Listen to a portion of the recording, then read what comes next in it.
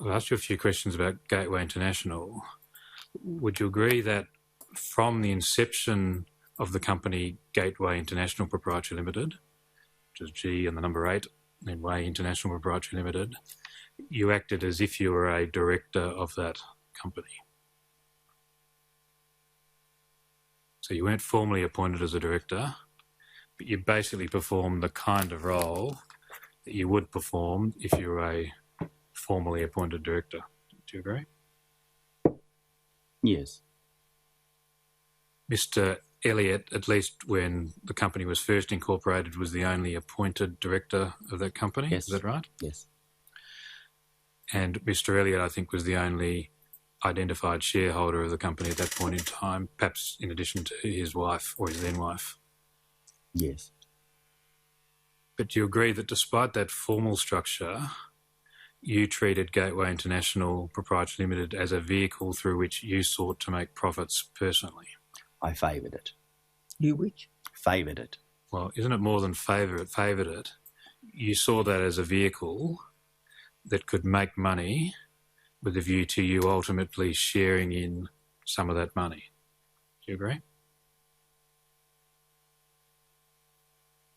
Yes. It was established for the purpose of making money for you, was it not, Mr. Maguire? Not entirely, Commissioner, no.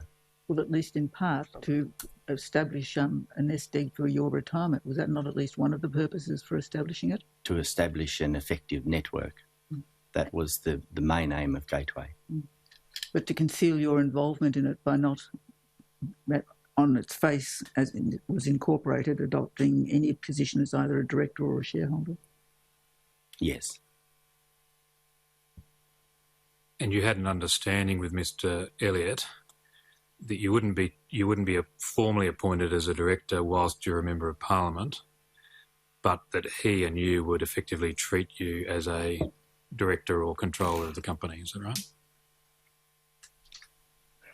No, I don't believe that I had an agreement or understanding. Might not have been in writing, but at least as you understood the position, Mr. Elliott was content to treat you as if you were the person running the company, even though you weren't formally appointed as the director. I'd agree with that. And you had an understanding with Mr. Elliott that when you retired from Parliament, you would be formally appointed as a director and you would thereby play that formal role within Gateway International. No, I don't believe so. We go please to Exhibit 118, Volume 7, page 25. I'll just ask you to comment on something that Mr. Elliott said to you in an email regarding this question.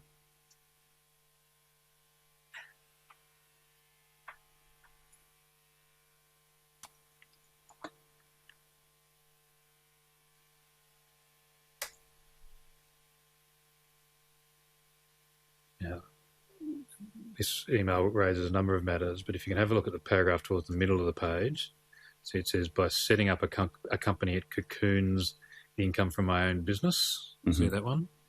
Then towards the end, about the middle of the second to last line, he says, if and when you give your other job away, we just appoint you as a director, and away we go. Do you see that? Yes, I see that. So does that refresh your memory that you had an understanding with Mr. Elliott that if you gave your other job away, in other words, retired from Parliament, there was a understanding between you and Mr. Elliott that you would be appointed as a director, and away you go within the company? After you've refreshed my memory, yes.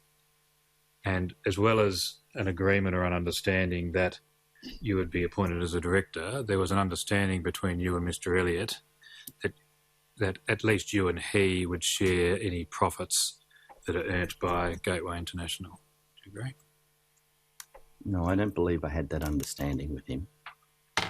Well, wasn't Gateway International a vehicle through which you sought to make personal profits? Yes. What the idea was Gateway International would engage in a series of business activities, make a whole lot of money, and you would share that money with, amongst other people, Mr. Elliott. Is that right? Yes.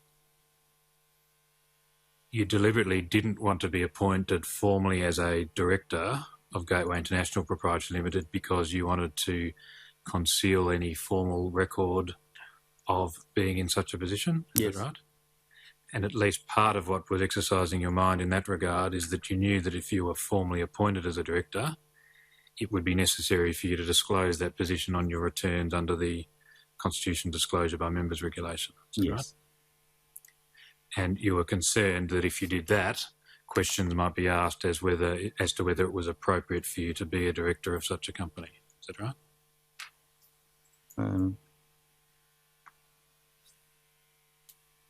Yes.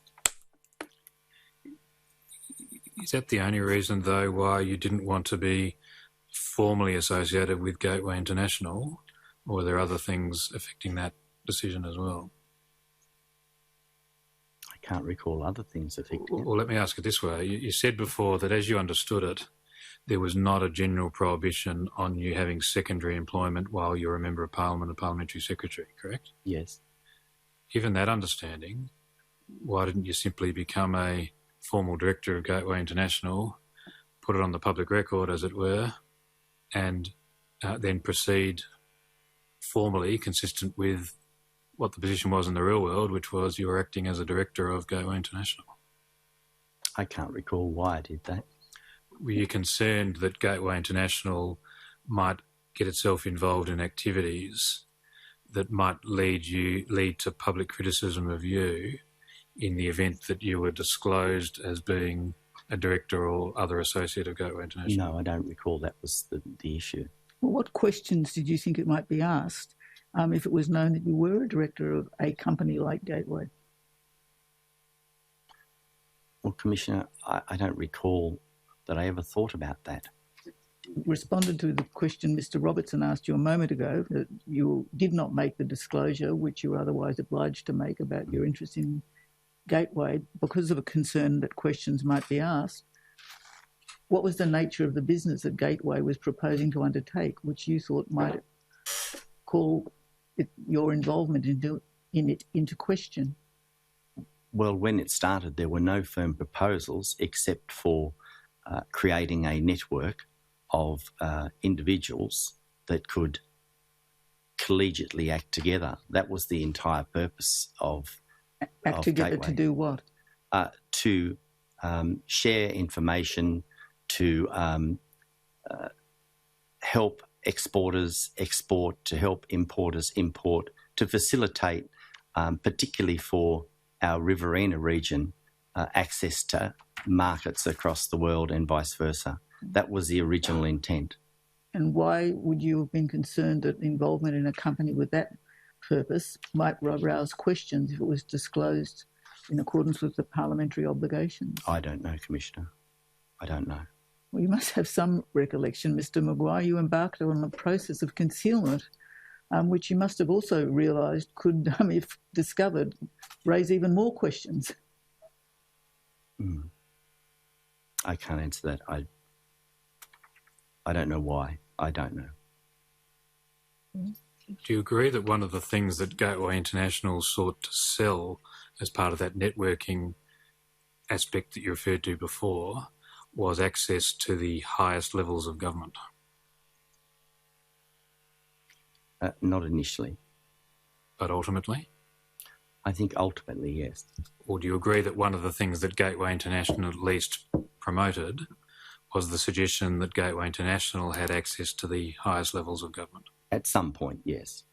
I take it Mr. Elliott himself doesn't have any particular access to levels of government, high or otherwise, to your knowledge?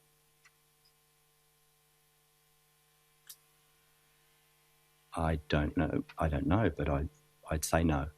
And does it follow from that when we see a reference in Gateway International material to the highest levels of government, that's an oblique reference to you?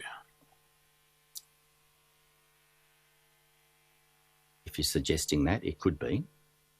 In fairness to you, let me show you an example of that phrase in the promotional material. We'll go to Exhibit 121.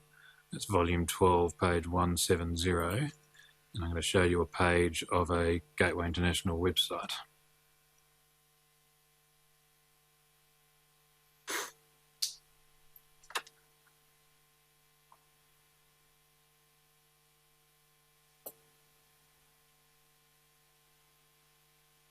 If you have a look at about the middle of the page, Gateway International's influence and experience reaches to high levels of government. Do you see that? Yes, I see that. Now, to the extent that Gateway International had any influence or experience to high levels of government, at least in Australia, that's a reference to you, correct? I would think so, yes. Well, who else could it be, at least in terms of Australia? It'd have to be me. And so do you agree that one of the things that Gateway International was seeking to sell as part of its international business network was influence and experience that would reach to high levels of government, at least in Australia? Yes. Is that part of the reason, or at least a factor, as to why you didn't want to be formally associated with Gateway International, such as being appointed as a formal director, because it might call into question the appropriateness of a Member of Parliament, in effect seeking to sell access and influence to high levels of government? I don't recall that was one of the reasons. I don't recall that. Do you at least agree that what we saw on the webpage was an example of what I put to you before about monetising your office? You have at least some access and influence in your public office at that point in time, Member of Parliament, Parliamentary Secretary, Asia-Pacific Friendship Group, and you are seeking to monetise that in part by promoting that as something that a Gateway International client or member might be able to get access to. Yes. And you agree, I take it, that it was quite wrong for you to seek to promote such access and influence in the way that we've just seen on the screen? Yes.